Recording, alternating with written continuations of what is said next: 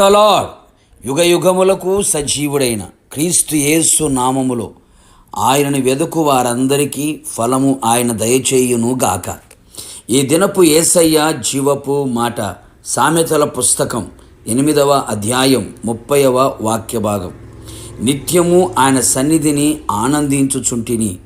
యేసయ్య ప్రార్థనా మందిరమును ప్రేమించి ఆయన మందిరములో నాటబడి వర్ధిల్లుచు ఆయన మందిరం ఎడల మిక్కుటమైన ప్రేమ కలిగి ఆసక్తితో ఆయన సన్నిధిలో నిలిచి ఆనందించుచున్న యేసయ్య ఆరాధికులారా, మన యేసయ్య విశ్రాంతి దినమునకు ప్రభువై ఉన్నాడు.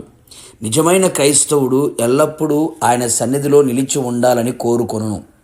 ఆయన సన్నిధి ఎడల మిక్కుటమైన ప్రేమ ఆసక్తి కలిగి ఉండును. ఆయన సన్నిధిని వణుకుచు కనబడును. నిత్యము ఆయన సన్నిధిలో తన కుటుంబం నిలిచి ఆశీర్వదించబడాలని ఆశించును. ఆయన సన్నిధిని వెదకును. ఆయన సన్నిధిలో కనబడవలనని కోరుకొనును.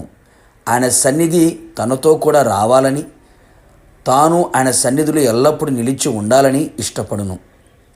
ప్రస్తుతపు దినములలో క్రైస్తవులు ఆయన సన్నిధిని గూర్చిన మక్కువ మరుగైపోయెను. ఆసక్తి సన్నగిల్లిపోయెను. ప్రభు దినమున ప్రభు సన్నిధిలో లేకుండా తన సొంత కార్యకలాపములలో, సుఖభోగములలో, లోకపు కార్యములలో మునిగి తేలుతూ ఆయన సన్నిధికి దూరమై సాతానుకు చేరువై దేవుని సన్నిధి నుంచి త్రోసివేయబడిన వారుగా మార్చబడిపోయారు. ఇంతటి దౌర్భాగ్య స్థితి నేటి క్రైస్తవులలో కనబడటం బాధకరం. మనం ఎంత స్థితి గతి కలిగి ఉన్నను ఆయన సన్నిధులు లేకపోతే నీవు కలిగి ఉన్నదంతయు వ్యర్థమైపోవును. లోకపు దృష్టిలో గనుడవై ఉన్నను ఆయన దృష్టిలో నీవు అల్పుడవే అనే సంగతి గ్రహించు. ఆయన సన్నిధిలో నిలిచి ఉండుట విలువైనది కదా. అంతటి విలువైనది మరొకటి లేదు కదా. అందుకే భక్తుడు ఆయన సన్నిధి ఎడల మిక్కుటమైన ప్రేమ కలిగి ఆయన దృష్టిలో ఘనులై చరిత్ర పొట్టులో నిలిచి నేటి భక్తులకి మాదిరిగా మారిరి. యేసయ్య వలన నిర్మించబడి ఆయన కలువరి శిలువ రక్తముతో కొనబడి కడగబడి బాప్తిస్మము ద్వారా ఆయనను ధరించుకొని ఆత్మచేత ముద్రించబడిన వారలారా, నిత్యము మనమందరము ఆయన సన్నిధిని ఆనందించవలెను. ఆయన చేసిన మేలులు ఉపకారములను బట్టి ఆయన సన్నిధిలో ఉత్సహించి ఆనందించదము. ఆయన మనకు అనుగ్రహించిన విలువైన రక్షణ ఆనందమును ఆయన సన్నిధిలో అనుభవించదము. ఆయన సన్నిధిలో ఆయనను స్తుతించుచు ఆరాధించుచు కొనియాడుచు ఆయన నామమును మహోన్నతముగా ఎంచి గణపరచుచు ఆయన సన్నిధిని నాట్యమాడుదుము. ఆయన సన్నిధిలో ఆయన ముఖదర్శనము చేత తృప్తి పొందుచు ఆయన కన్నుల ఎదుట నిలిచి ఉండెదము.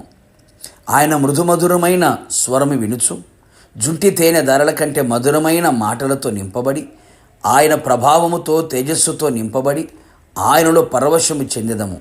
ఆయన సన్నిధిని అనుభవిస్తూ ఉండగా మన దుఃఖం నిట్టూర్పు ఎగిరిపోవును, వేదన బాధలు తొలగిపోవును. హృదయానందముతో కేకలు వేయుచు రక్షణ గీతములతో పరిశుద్ధాత్మ ఆనందముతో నిత్యము ఆయన సన్నిధిలో ఆనందించుచు ఆయన ఆగమనములో ఆయనతో కూడా ఉండుటకు ఎగిరిపోదుము. యేసుతో నిత్యము నిలిచి ఉందుము. ప్రార్థన. సర్వయుగములలో సజీవుడైన యేసయ్యని పరిశుద్ధమైన పాదములకి కృతజ్ఞతలు తెలియపరుస్తూ ఉన్నాం. ఎల్లప్పుడూ మేము మీ సన్నిధిలో నిలిచి ఉన్నట్లుగా, అలాగే కుటుంబాలు కూడా మీ సన్నిధిలో స్థిరపరచబడి ఆశీర్వదించబడినట్లుగా మీరు సహాయం చేయండి.